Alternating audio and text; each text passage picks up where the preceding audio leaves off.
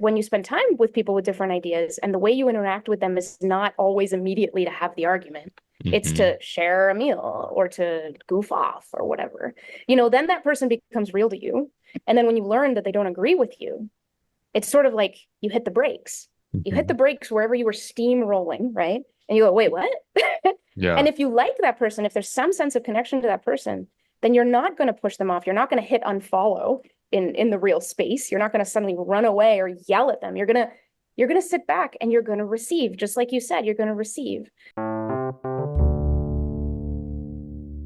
Our very own lovely Marika is dear friends with Moni, as she's endearingly called, and she connected us a couple years ago.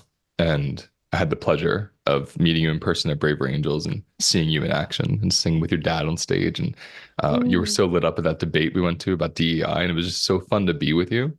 mm, Uh, and I was telling you when we started this that I see you as a curiosity sibling. mm, Camille's also one of them for sure. Uh, where something about our lives and our lifestyles and our practices have created this, I don't know, this way of living where we're consistently kind of challenging our own divisiveness and our own binary thinking and our own bias, almost constantly. And I wanted to start just with that piece because so I reached out to Moni, everybody, when right after the assassination attempt. And then I can't remember, everything's so blurry, but so much happened in a matter of two or yeah. 3 weeks where like Biden had a really bad debate, assassination attempt, Biden steps down. There's just so many things happening as triggering, the bodies and minds of Americans. And I told you just now before I started recording, I wanted to speak with you because there's these narratives on both sides, of the left and the right, that whoever wins is going to destroy our country. And Mm-hmm. I don't have that narrative in me because I'm friends with so many people from the left and the right that I can see whoever wins, someone's going to be happy, someone isn't. But Mm-hmm. there's a difference between country destruction, and people just not getting what they want. And so I guess I wanted to bring you in around this curiosity piece to first ask, like, what helped you develop this ability to not get hooked on the divisiveness, like hypnotism that we see in the media and amongst our friends? Mm-hmm. Yeah. Yeah. What gave me the ability to not get hooked? So a few things come to mind. And a lot of them appear to operate on the spectrum of time and practice. I can think back to the earliest pieces of this really being conversations with my own parents. We're very close. It's a big part of my story that my parents are on the opposite side of me politically by a lot. So they voted for Trump and I voted for the Democratic candidates. And because we hang out a lot, when we used to live in the same place in the Northwest, now they've since moved. We're still very close. During all these political like storms of 2020, I would come over their house, bring my kids, we'd have dinner. I mean, once or twice a week, and inevitably politics would come up because it would be so scary for me and lots of things going on in the campaign in 2016 and 2020. And so I would bring them up to my mom or dad, and there would be a theme. And so one of the themes that would come up often would be them asking me, and I would be in a state of fear. I would be expressing things that I don't know will happen, but I feel certain will happen, right? So there's that word certainty, which I Mhm. think of as the arch villain of curiosity. Mhm. And then fear is about things that are in the future, things that haven't happened yet, right? But when they really grip you, well, they seem very sure. So then my parents would just ask, like, yeah, but what about this? What about that? And they would say, well, I don't know. I don't see it that way. That seems just fine. And and it would make me so angry to hear them say that because at first I would think, wow, they're not listening or they're so blind. They're not seeing what I'm seeing. I can't believe it. But after a while of having to hear their question and actually answer it with reasonableness, where they Mhm. would say, well, what Mhm. about this? And I'd be like, oh, well, yeah, but but there's this and this and this. And as they would ask questions and I would hear myself, I would talk myself out of the certainty and fear. Mm. I would do it in their presence. Now, compare 2016 to 2020. In 2020, they had a new mirror to hold up to me. And the mirror was, and they would do it like my mom would do it with a little bit of a laugh that I knew was done in goodwill, which was basically like, Monica, do you remember when you thought the world would end in 2016? Do you remember? Yeah. And do you see how we're still here? You know? Oh And yeah. so Oh when I yeah. when I would bring up an apocalyptic type of thing about the end of democracy, they'd be like, well, it didn't happen over the last 4 years. Why do you think it's going to happen over the next 4 years? It didn't, right? And I'll say things like, but I'm really concerned that some of our institutions have been eroded. I'm really concerned about the trust in those institutions. I'm really concerned about the justice system, the Supreme Court, and all of that. And then again, what ended up happening is in their presence and through their questions, I would talk myself down from the apocalyptic tone to something more specific. Then we would end up in, well, let's talk about the Supreme Court, right? Because they're concerned about the independence of the judiciary too, but Mhm. from a different perspective. They're Yeah. concerned that Biden or the Democrats might want to just like increase the number of justices, to keep up this partisan warfare over control of the court. I'm concerned about, well, these recent justices have made rulings that are against some of my ideals, Mhm. but they're just against some of my ideals. So, No, but and so right it's there, like, underline that because that's you that's the know, that's why I reach out to you. Like, they're just yeah, against my ideals. Like, simply like, what do you mean they're just against? That's everything. Our ideals are yeah. everything. Like, tell me what that means to you. Right. Well, again, it's sort of it started again with my parents because there's a contrast. For my mom, the Supreme Court justices who went on the court and made it more possible for the Mhm. Supreme Court to reverse Roe versus Wade was a huge victory for her. She is Mhm. deeply pro-life. She finds it the moral, sinless way to be. And she finds abortion, the very reality of abortion, to be one of the deepest evils in the world. Mhm. Mhm. So her ideals see what happened with the Supreme Court as something in the right direction for humanity in every That's right. way. So when I talk to her, I don't get a mirror of my own view, which is that no, this is an erosion of a civil right Mm. that is extremely important for the liberty of women and all of that, right? I have to face the fact that there's a contrast Mm. and not so I think it's that, Luis, that Let's can we pause there? yeah, yeah, Because yeah. that you're saying so many important things. Like you said, I don't just see a mirror. And Mm, that to me is the piece when we talk about divisiveness and the way really these two different sides are effectively dehumanizing each other in like rapid rates. right. I really see this having so much to do with social media and the algorithm Mm, because it mirrors your values and your interests back to you. You know, the whole right. purpose of the algorithm is to understand your customer, right? To understand their Yes. customer's interests because it's a business. So if Yes. everyone's getting their news, on Facebook or Instagram or TikTok, wherever they go, they're getting this kind of for you page. Plus, they're getting who they Mm, follow. Most hmm. people don't actively follow the opposition. That's No. the last thing they would do. They unfollow the opposition. You Yeah. know, I'll say something unpopular on my Instagram, and people will literally comment unfollowing just because they don't like one thing out of 4,000 things I've Yeah. said. And Yeah. so this part's really important to me because this is where my somatic psychology work around alchemy Mm, comes in. When hmm. someone has a trauma or traumatic experience and their body is just flooded with adrenaline and Yeah. charge, you Yeah. can't bring more adrenaline and charge to you can't mirror that or they get further dissociated. Right. So I'm saying this because we have this term called the counter vortex. So if Mm, I'm, and you saw me do this work at Braver Angels, if I'm really triggered and I'm about to hmm. leave my body because I'm angry or I disagree or I'm scared, if Hmm. someone mirrors that, I will effectively leave my body. If Yes. someone doesn't mirror that, someone sits back in a chair, if they hold a Yes. pillow, they take a breath, their body then attunes to this other, and there's an opposition, like a healthy opposition, like Yes. an alchemy of opposites, and something starts to neutralize. So Yes.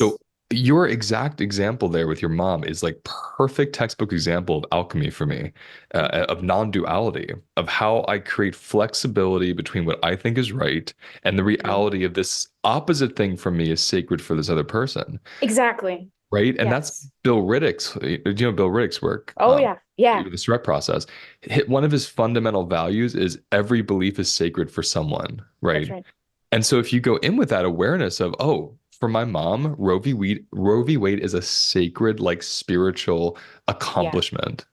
and Correct. for 50% or more of the country. So Yeah. I guess tell me how just being in relationship, in a loving relationship with someone you trust and Mhm. adore like your mother, who is very opposite to you politically, how has Mhm. that just been a constant practice of expanding your mind? Oh, it's been amazing. And it's recognizing that I have that with my mother has made me want to create that with more people. And so that's what I've been doing in the last several years of doing this work. I work at a nonprofit that is balanced in its leadership, 50% conservative, 50% liberal. Until I worked at that nonprofit, I never worked anywhere where I knew hardly anyone who was actually openly conservative. Wow. Yeah. Most of the people I knew had four-year college degrees. Most of the people I knew, like me, lived in cities, went to liberal arts schools or whatever. Like I knew a lot of people just like me. And Mm. it was uncomfortable, but really eye-opening. And this is what you're not supposed to say, but it's really fun. It's actually really fun. Um, Wait, and it's why are we not supposed to say it's fun? you're not supposed to say it's fun, because people are scared. Yeah, People that's are right. scared of people with different ideas. But when you spend time with people with different ideas and the way you interact with them is not always immediately to have the argument, it's Hmm. to share a meal or to goof off or whatever, then that person becomes real to you. And then when you learn that they don't agree with you, it's sort of like you hit the brakes. You hit the Hmm. brakes wherever you were steamrolling, right? And you go, wait, what? And Yeah. if you like that person, if there's some sense of connection to that person, then you're not going to push them off. You're not going to hit unfollow in the real space. You're not going to suddenly run away or yell at them. You're going to sit back and you're going to receive, just like you said, you're going to receive. So I've enjoyed that with my mother. I've enjoyed that with my co-host on the podcast, April Lawson. I've enjoyed that with a lot of people. When they tell me something surprising, I thought we agreed and we don't. It's like I want to stop and I want to receive and I want to go, what do you mean by that? Hmm. Wait, tell me more about that, right? And then that becomes this extraordinary process of learning. So you asked what it's like to be in a loving relationship. And my favorite example with me and my mother, I didn't even learn this example until the last year. Even though she and I talk so much about politics, she didn't tell me about this extremely important episode in our relationship around politics until last year. Mm. But when I was 16 years old, I was in the back seat of the car and she was driving. And that was the day that I told her that I was definitely pro-choice. Hmm. And I forgot this because it didn't matter to me. She remembers this like it's seared into her heart. She spent the next 3 days and nights beside herself, not knowing what to do, because her daughter, in her view, believes something completely immoral and evil. And she's my mother. She has a kind of power relationship over me. She could pull some levers, including shame, right? She could Yeah. shame me out of my beliefs, or she could try. So apparently, now that I know this, she spent a lot of time talking with my dad. She spent a lot of time crying. She showed none of this to me. And after about 3 days, she sort of realized I can't accept that she believes this. Like, I'm never going to be okay with it, but I'm not going to try to change her because I love her Mm. and I can't change her anyway. If the idea that abortion is wrong is the right idea, she'll have to come to it in her own way. And Hmm. until then, I have to accept her, even if I don't accept her view. And I have to See, receive her and I have to be there for her. that part right there of even your mother saying, I don't have to accept this and I love you, that Yeah. that's such older generations, that was just the norm. People just Yeah. didn't accept a lot of what people said and they openly talked about it and they loved. And I Hmm. find in the current, I don't know, field of relating, there's such a trigger, there's such a like when you said fear of, Hmm. wow, if I love this person even though I don't accept their belief, somehow I must be part of their belief system I don't accept, so I can't love them, I can't be near Yeah. them. It's almost like an Right. enmeshment where you don't believe you can be separate from someone and love them at the same time. And so that Yeah. example of what your mom did is like, that's really powerful mothering. That's an It incredible, is. that's a power for her, Oh, isn't it? when she told me, I was just like jaw to the floor, and I just recognized like I hope I can be half the mother to my kids that Mm, that example represented to me. hmm. If my because I'm sure it'll happen, Luis. I have a 12-year-old and a 9 year Absolutely old. gonna happen. It's Yeah. gonna happen. They're gonna believe something that I think is wrong. And what Yep. am I gonna do? That's Because I right. could try to shame them. I could try to use power over them. I could try to hold our relationship hostage in some way. And I'm sure I will be tempted. I'm sure of it. But I really admire my mom for this. I think she has extraordinary heart and courage, and I think she's taught me a lot. So there's in our conversations, my mom has always been very, very quick. to say a really hard thing, which is, oh, that's a good point. She'll say that's a good point in a conversation about something that she will never change her mind on, that she's really dead set on. Mm-hmm. And it allows us to have really nuanced and fun That's conversations right. about abortion, right? Because she can I actually remember, understand why you believe what you believe without agreeing with you. right, right. I remember one time she and I got to this place. So some conflict resolution folks talk about this magic that happens when you go from face to face to shoulder. Mm-hmm. Like, it can work physically and rhetorically. If you in the space of a conversation go from face to shoulder, the conversation can become so much more dynamic and fun. Mm-hmm. And that happened once years ago with me and my mom, where we both became equally outraged at the fact that our science and technology and our resources are so good, but we haven't figured out an artificial womb. And, she and I both agreed, like, maybe that would help with this abortion impasse that we have. Mm-hmm. You know what I Mm-hmm. mean? Mm-hmm. And yeah, and we both just ended up like going, why? Yeah, why doesn't that happen? And we started thinking about that and going in these different directions. And it was just really interesting. We were going shoulder to shoulder and we were sharing a kind of creative thought all of a sudden, right? So that's another thing that happens really beautifully when you feel that you can hear and be heard, that there's Yeah. this exchange, and that it is not that what you say is not going to suddenly excommunicate you from this other person's idea of what a good person is. See, that's all that whole experience with you and your mother to me is the perfect kind of microcosm example of what is potentially available in America. Because I think, and okay, and this is a bend. This is part of you and I's shared experience. It also makes it very unique. Because most people that talk about their parents loving, like most liberals that I know, who talk about their Mm-hmm. parents who love Trump, we're usually talking about like quote white people. They're usually talking about like Mm-hmm. this kind of archetypical white conservative male that loves Trump. And you Mm-hmm. and I both come from Latino families, both from Mm-hmm. people who immigrated from another country to this one, first generation, who voted for Trump. And so I don't know Mm-hmm. about you, but for me, it completely changes, my whole liberal Yeah. mindset of identity politics and who should vote for who and who should believe what. Um, Yeah. and I say that because what I love is to walk into a space and to not assume because of someone's identity or their background or, Yes. their sex or whatever it is, what they believe. There's Yeah. something truly diverse about that. About, Yes. tell me what you believe and let me learn why so I can be, grown on some level and so my mind can be Yes. blown on some level. And I wonder if, and this is why I love Braver Angels so much and the work that you do, I wonder if the country had that as the fabric, right? If the fabric of the country was, Mm-hmm. how do we stay diverse? Like, how do we stay different yet together? I think there's kind of an Yes. endless potential of what could be. And I bring in the immigration piece, and again, tangent, I loved in one of your episodes, you said your mother said something about like, I'm an American. You keep referring to me as an immigrant. Yeah. My grandfather Yeah. did similar things that touched me. We can go there in a moment. But I'm Yeah. saying this piece because when you come from people who are first generation immigrants, I have this love for America that my friends whose families have been here for Mm. generations don't have the same kind of love for. And I'm not even the immigrant, right? I haven't immigrated here. Yeah. But I've been so infused with the stories of what it's like to not live in a free country. Yes. And it gives me such an awareness of the true privilege of even Yes. arguing viewpoints to begin with. I mean, can we just kind of Exactly play with right. that for a moment? Hey, my friends.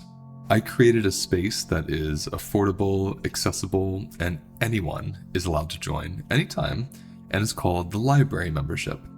The Library Membership is an online private platform that hosts dozens of my webinars, my somatic practices, private mini lectures, and movement practices. There's also a monthly sound healing, and you'll be invited to a weekly Tuesday live mini practice with me and other participants. You'll also be invited to be a live audience member in our monthly HLN team podcast recordings, where you'll take place in the Q&A that happens off air after the episode is filmed. For more information on this membership, click on the link below or go to holisticlifenavigation.com and click on membership and then library. You can join right now and you can cancel or pause your subscription at any time. I look forward to seeing you in there. Oh, I'm assuming that absolutely. that's also Oh affected. no, that has come up so many times. I spoke at the Aspen Ideas Festival a couple of years back, and I was invited to speak to this group of students from high schools around the country. And one of those students' teachers had also traveled out, and her name I think was something like Victoria, and she was from a Central American country. I want to say Venezuela. I may be wrong about that, but anyway, she after the talk, she came up and she started telling me something with like a perfectly straight, kind of normal voice. And then she started crying. And what she was telling me was that she's in her mid 40s and she is an American citizen. But when she was growing up in this Central American country, she was taught by her parents that she had to believe and eventually vote for this one party. Because if anyone thinks that she is voting for the other party, she could get killed. Their family Yes. could get killed. Things could go really, really poorly. So she grew up in this country where politics was something you conformed to stay safe, not something you exercised as a civil right and a citizen's choice. Mhm. So she started crying because she said, I'm in my mid 40s, I'm an American citizen, and I don't know how to know what I believe. I have this trauma that has told me that I can't even explore what I believe. So, where I get really amped up is that a lot of Americans don't recognize the treasure that Yes. Oh is my even goodness, the yes. right to disagree. That's We right. have the right to disagree. We can do it. We can yell at each other. We can be mad. We can express ourselves, listen or not listen. We have that freedom, and we better know how to use it, man. Like, we, Yeah. I remember that came up to it, I grew up with this, right? These values as you Mhm. did. And so it's always been so part of my every day feels like a gift to be here because of again Yeah. growing up with those values. So I'm so grateful to my elders that gave me that. And what's amazing, I remember watching a documentary about immigration and about ICE Hmm. in particular. And I remember watching there was this one frame where there were a bunch of children of illegal immigrants Yeah. who I think what's the term they use? Anchor children? Anchor, I don't know if that's still a term people Yeah. use. Anchor babies. Anchor It's like babies. a, yeah, it's, Right. yeah. That's what this whole piece was about. This maybe, I don't know, Hmm. 10 years ago. And I remember seeing these kind of 16, 17-year-old, they were these young women talking about how, they want their family to be able to stay here. Like they're publicly on stage protesting ICE. And I'm Yeah. thinking, that is radical. Like Yeah. we're so used to being able to publicly disagree that we don't even Yeah. realize how amazing it is. You can be a child of Yeah. an illegal immigrant outing your family on stage and no one's coming for you in that moment. Hmm. And it was this moment It's of kind of remarkable. remarkable. And I thought, Yeah. wow, instead of Yeah. trying to shut each other down, what if we nurtured this incredible gift we have of this country? Even if the gift Exactly. came from historical experiences that were brutal and Yeah. unjust and marbled into that injustice were these really great ideas that are still prevailing, Yeah. thank goodness. How can we Yeah. how can we inherit that? And so I guess I Yeah. just want to ask you that, like, how are you Oh, inheriting that gift? yes. And I love that you put it that way because I do feel it's a gift. I thank my parents. I've thanked them many times because they took a big risk moving to this country and Mhm. it like, they uprooted their whole lives. Yep. And I love this. I love Mexico too. I love it so much. I'm a dual citizen, right? But boy, do I honor the heritage here. And I've gotten recently so fascinated by stories of the founding fathers of America Mhm. because Mhm. most of these guys were in their 20s, Luis. They were kids and Yep. this country was born out of an idea more than like a collection of ethnicities. And at least that's the story we tell. And there's been plenty of criticisms, but I think there's a lot of truth to it. Yeah. And so the big thing I wish more Americans like saw in a way that was energizing and motivating is that when we built, when those people built this country, they didn't see it as something that would just be finished being built. Hmm. We are still building this. And Hmm. so the inheritance I see is exactly about what you were saying earlier. I've learned to zap out the word should from my thoughts. Hmm. If I hear they should be voting this way. They should think that way. Because I see this pattern in them, they should be doing this. So now I'm going to berate them for not meeting my Hmm. expectations That's instead right. of getting curious about who the heck they even are, what they believe, and what their story is. None of us sees each other's story. We can't sit and watch everybody's movie. If we could, imagine what a different world it would be, right? Mm-hmm. Like I grew up watching a lot of movies. I studied film in college, and one of the deepest things that watching so many movies taught me is that everybody has their reasons. It's just that we don't get to see each other's movie. Doesn't mean that everybody's justified, but it means that people make sense. Hmm. And a lot of our fear comes from the misunderstanding and then the assumption that it's just insanity, that it is just evil, that it is just stupidity. Instead of, no, no, no, let me not let me not Hmm. assume that. Yeah. Like, in some ways, that's the deepest wrong to me, Yeah. is the Well, that's distance that. we put between ourselves because we won't shut down our own assumptions long enough to listen. Well, what you just said there, I'm glad you said the distance we put in Yeah, between ourselves. Because to me, divisiveness creates dehumanization. Because you exactly. can't dehumanize someone that you're and like you can't dehumanize your mother, let's say. But if Right. you weren't in relationship with her and you didn't know Mm, anyone like her, you could easily have a dehumanizing story about people who are pro-life, right? And right. I think what's fascinating is when the distance is smaller and you're closer and you're relating to the opposition, the person Yeah. that's different from you, the dehumanization piece falls away because you realize people are much more complex beyond just their belief system. You Yeah. know, like someone isn't a pro-lifer, like they happen to believe Yeah. abortion is wrong or not for them, amongst a Hmm. million other things that make them who they are. And Exactly. right, so this kind of like cherry picking one person's belief and then giving them an identity, like Yeah. a Trumper versus someone that voted for Trump, you Hmm. take away the action or the belief they have, and you give them so much more complexity of humanity, which you would actually agree with. Like you would find Yes. parts you connect to. And Hmm. I always give people the visual of when I go back to Pennsylvania and my parents are like floating around their swimming pool, on a Hmm. blow up thing. And my dad's on a blow up Trump floaty with Oh like the yeah. two thumbs in the air. So like Trump 2020 or whatever. Yeah.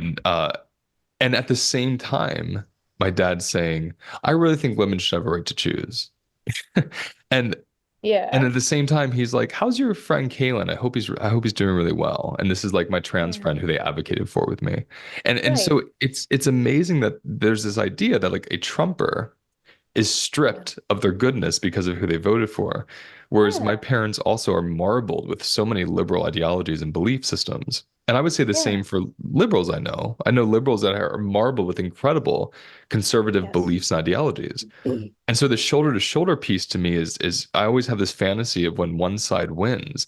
What if we didn't scream and yell and fight, but what if we joined them? What Right. if we were like, oh, Right. they're really happy this guy or girl won. Like, let me go meet them and learn how to work with them for the next Yeah. 4 years. I mean, what would that be like? Right. Wouldn't that be amazing? I learned about this parade that happens on election days in Delaware. And it's the only parade of its kind around the entire country. But and this goes back like over 100 years, but after the election returns are seen, and there's like a town crier used to come out and actually announce it on what they called Return Day. And then there would be a parade. And the parade would have floats. And this still happens to this day. The Mm. winner of each local race rides in the front and the loser of that same race rides in the back. And they're all greeting everyone in town. And then, get this, there is a ceremony where they actually bury the hatchet. And again, this has been going on for Wow. decades, decades, hundreds of years. And the Wow. the the winners and losers of all the races, Democrats, Republicans, come together in a ceremony in front of their whole community and they bury the hatchet. And they transition from the campaign competition era to the governing era. Mm. Part of what's happened is, and I think in part we should ask the question, what if we had rituals that helped carry Hmm. us from one to the other? Because without those rituals, we're always in the competing, campaigning, hating, yelling, screaming era, and we're never in the governing era, you know? That is And so brilliant, Melanie. I want to just pause to take that in, just because people can have that visual of the mhm, parade, but then with the ritual piece. mhm, That is so important to me. COVID is like the prime example of that for me. This like mhm, huge collective trauma and financial loss and shutdown and body loss and life loss and all these things that yeah, happened, especially the first 2 years. And then compared yeah, to what it was then, now it's essentially, you could say, over. A lot of people get triggered by that. But yeah, the lockdown is over, the mandates are over. There was never a yeah, ritual. There was never like, no, let's all come together in our city and like grieve together and celebrate together and kind of learn to not be afraid of each other again without masks. You just kind right. of blended back in with all this unprocessed trauma and pain. That's right. when you say Exactly. that, it makes so much sense. The same thing happens every 4 years. We just keep kind of fighting and Mm. arguing rather than let's pause, let's feel our grief that we didn't get our thing, and now let's Yes. congratulate the winner and learn how to live with them.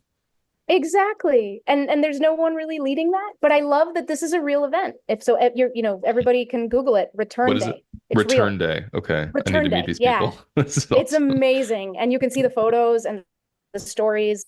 And it's just, I can't believe it's not a bigger national, that someone's not trying to bring it to the national stage. Yeah. Because sometimes we do need That's rituals, right? Like we oh, need ways to absolutely. grieve. Like what you said, shared grief, collective, social, just move from one stage to the next and we'll be okay. Well, this is Um, what makes the American idea is to me highly unique, and what makes it so when everyone says you have to like really fight for freedom because it's so yeah, rare, yeah, um, it's what makes it so unique and so easy to lose because again, traditional cultures around the world, you don't really want the other side to win. Like you're yeah, fighting for your life. And that's why yeah, we've always had, monocultures. That's why you have like French and Italians and a bunch of different tribes in Mexico and like Tainos in right. Puerto Rico. You have like people that stay in their own groups traditionally. Mhm. America is like this huge punk rock movement in so many Yeah, ways, the whole dream of it. Because you're saying, I don't want to conform anymore to this one homogenized idea. I just want freedom, and how many people want to make up that idea of freedom? And yeah, so we have this present day America that's highly diverse, made up from people of every corner of the like everyone is here on yes, some level, right? Every ancestor, every race, every ethnicity. And there's this excellent opportunity to practice return day again, yeah, which is counterintuitive to the animal body. Like, to look at a yes, deer, like two deer that want to fight and be like, actually, let's learn how to share the food on the ground. Like it doesn't yeah, happen in the animal yeah. kingdom. Isn't that amazing? Yeah, so we're fighting with these Yeah, animal instincts to kill the other when really, yeah. what if we congratulated the other and played with the other? Exactly. Like that's the real utopia sort of it seems so impossible vision. But what if election years were wonderful? What if election years Ah, actually made us better? What if the yes. politicians who campaigned thought of themselves as doing a public service, not just if they won, but just by running at all? What would Yes. that look like? What would that mean? So there's so many ways that as citizens we can inherit the spirit of we're still creating this Yeah. and the ideals are correct. The execution has been really imperfect. But a lot of the baseline ideals have been awesome from day one. And it's just what you said. I think the best way to honor the diversity that is really here in this country is to catch ourselves in the act of assuming, of judging, of saying you should, you should, you should, and I know who you are. No, you don't.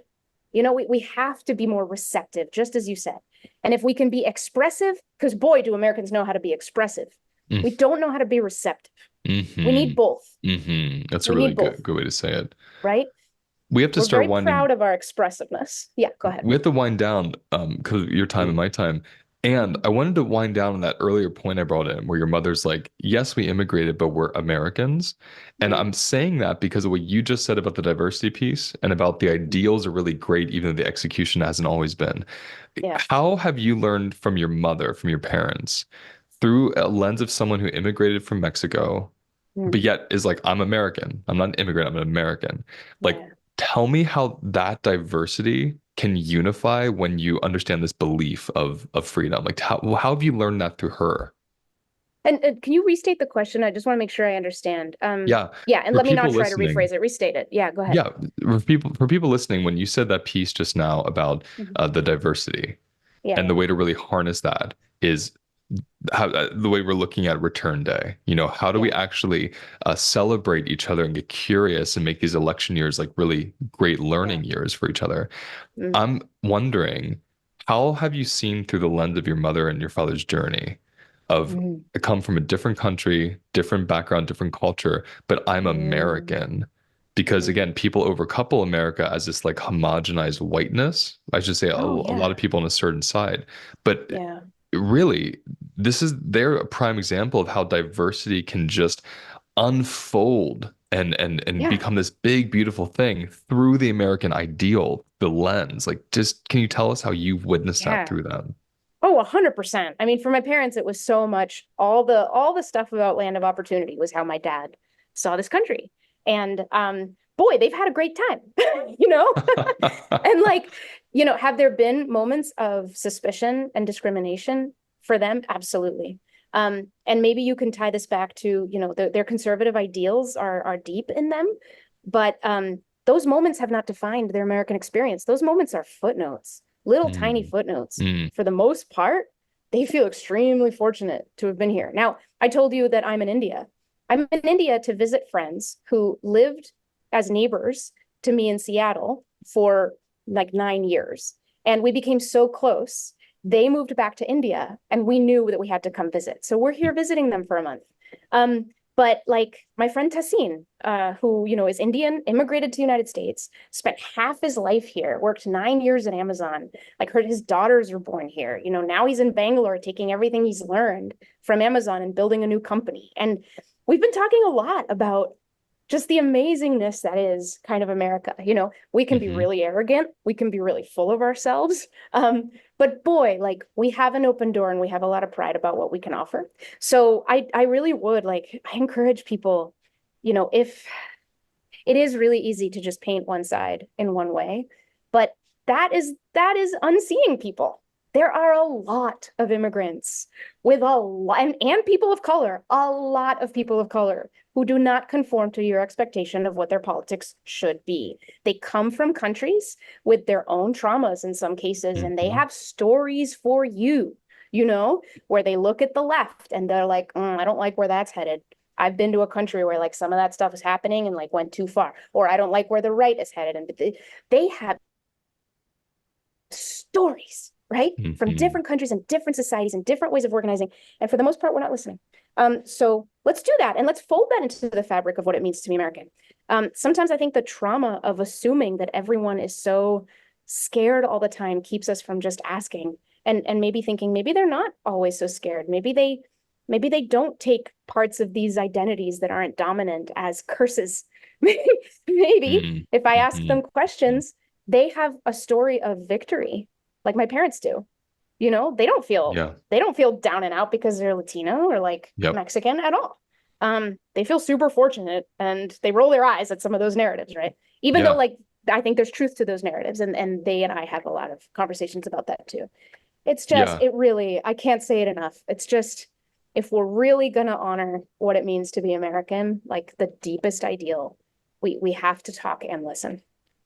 Yeah, I'm so moved just by everything you said. Again, because I think of my own family, the Puerto Rican side of my family, and how when you said the footnotes, Hmm. those experiences, because they all also experienced racism, pretty Hmm. despicable stuff, and those are Hmm. footnotes to their journey. They don't identify by that, and I Right. think it's amazing to see that kind of resilience where someone loves freedom so much they even Yeah. respect someone hating them. It's like that Right. deep respect for freedom that they're not even Right. expected to be liked because they really understand freedom.